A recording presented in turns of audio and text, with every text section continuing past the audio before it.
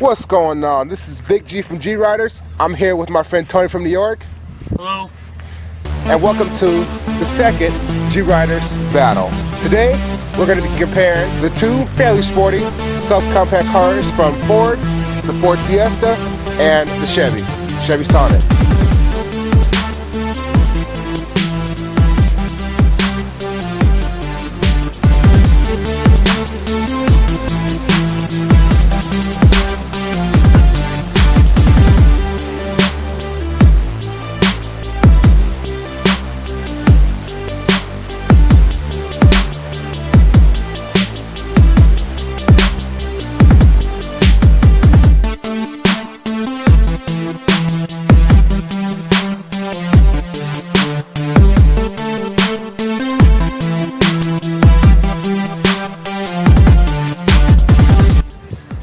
Welcome back to the sporty looking subcompact cars, the Ford Fiesta and the Chevy Sonic.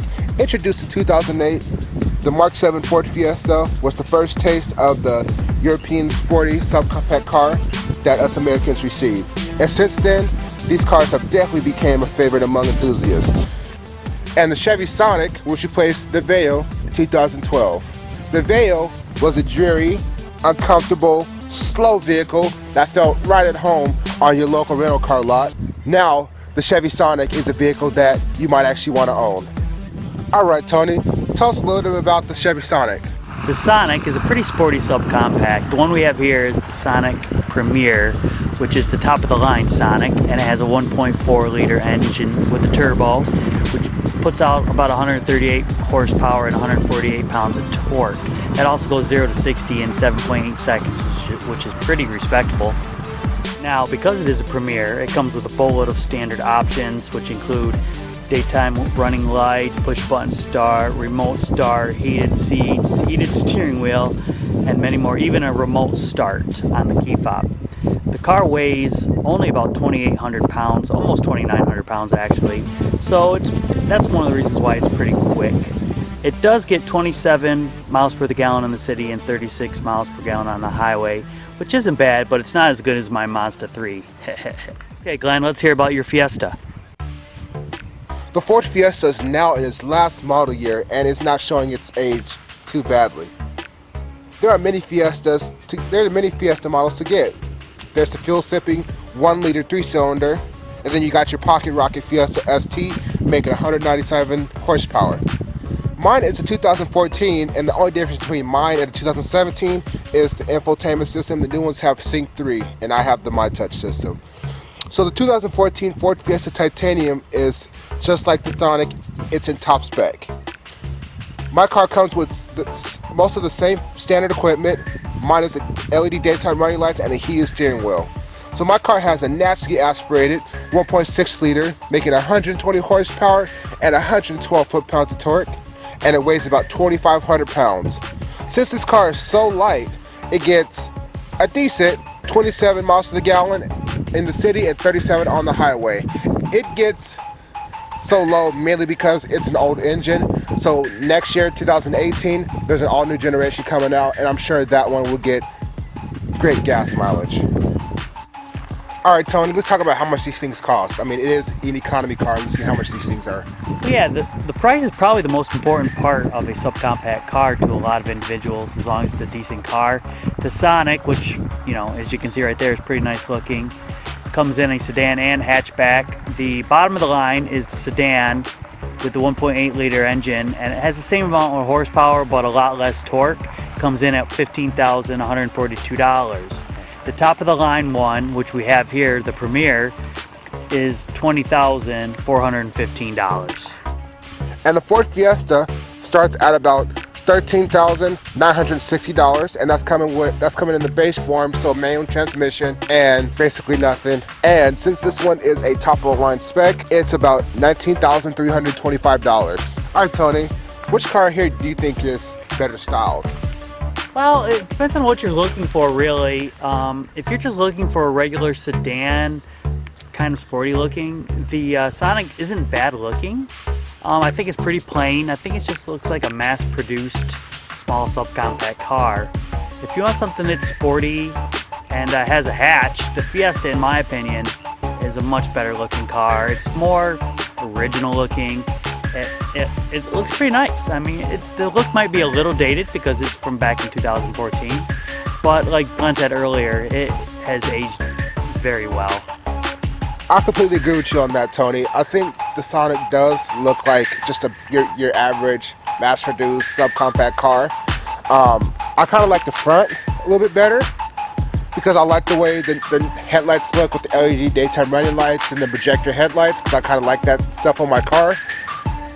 But besides that, I think the Fiesta is a lot better design if you're looking for, you know, your fairly sporty subcompact car. All right, Tony, let's talk about this interior a little bit in the Sonic. So this is the top of the line Sonic. So it does have the leatherette seats. Yeah. They're not as nice as you and I did the review of the Mazda 3 leatherette. It's not nearly as nice. It doesn't look nearly as close to being leather as the other one did. Yeah. The seats are comfortable. I'm just not a big fan of the quality of the leatherette. Yeah. Let's talk about the dashboards. It's two-toned, obviously, as you can see. Yeah. The leather, it's not leather, obviously. The plastic is really hard. I mean, this is about as hard as you get. Both sides, I mean, it's pretty generic. Yeah. It's pretty poor for a $20,000 car that's supposed to be top of the line. The sides are hard. Look at this. This is just a dull. This car's only got 3,700 miles on it, and this is just a dull looking, I don't know what you would call it, gunmetal gray, or that's not quite silver. Silverish. These knobs are, you know, I mean, they got a little chrome accent on them, but they're kind of cheap. It's just so cheap, basic and cheap. Like, I understand this, GM. I understand this is your subcompact car, but come on.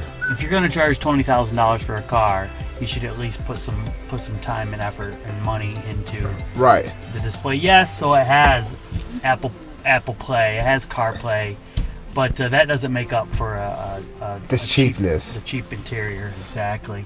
You guys need to take a look at what Ford's doing and take some notes on that. But the steering wheel. Go ahead. Okay. The steering wheel, actually, it's not too bad. It's not leather, obviously, but it feels pretty good. The feel of it feels good. I like that. It actually feels better than my Mazda steering wheel, I think, because my Mazda steering wheel is really hard. But then again, this is cheap looking. I mean, this doesn't even approximate chrome, really, or whatever. It doesn't even match this in color. Right. So it's like that one's glossy and that one's matte. Exactly, and I don't know. This doesn't match either one of them really down here.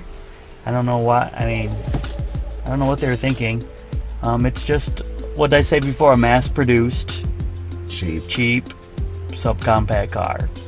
Where they tried to make it decent with the fake leather stitch. I mean, I don't know what they're doing here. It's just, I'm not a big fan, to be honest, of the interior. No, I definitely completely agree with you on that. Like, for as much as this car costs, it is not worth the price at all. Like, $20,000, you don't even get a sunroof. Like, come on. Yeah, it's just, it's cheap. That's all I can say. Yeah. All right, let's go take a look at my Fiesta. Right, so the Fiesta, I mean, as you can see, at a first glance, and that's what people normally do when they get into a car. First glance, it looks much more upscale. It's obviously not upscale like a high-scale upscale Lexus or something like that. But if you look at the container, I mean, it's hard. It's not as hard as the other one, but look at it. It's got a little texture to it. It's all one. It matches very well. It's got the black that goes well with this color of interior.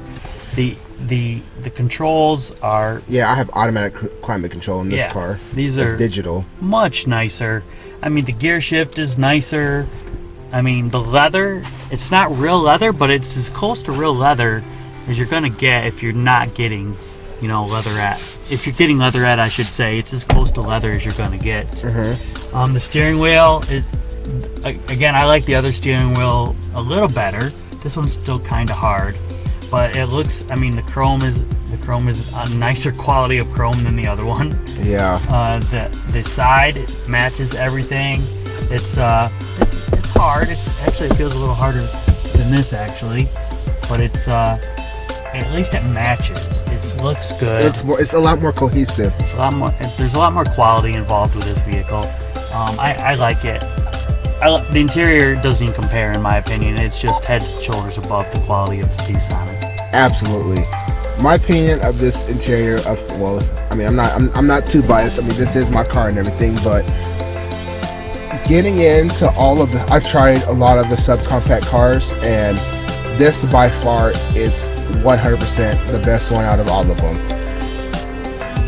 It just doesn't feel like a subcompact car when you're in here. It feels like, a conventional Ford car right now. Like if you got into like a Ford Focus. A Ford Focus is going to be pretty similar laid out to this car. Even up to the Ford Escape is going to be similarly laid out to this car. I mean, of course, higher quality because it's a more expensive vehicle, but it's going to be similar to the layout.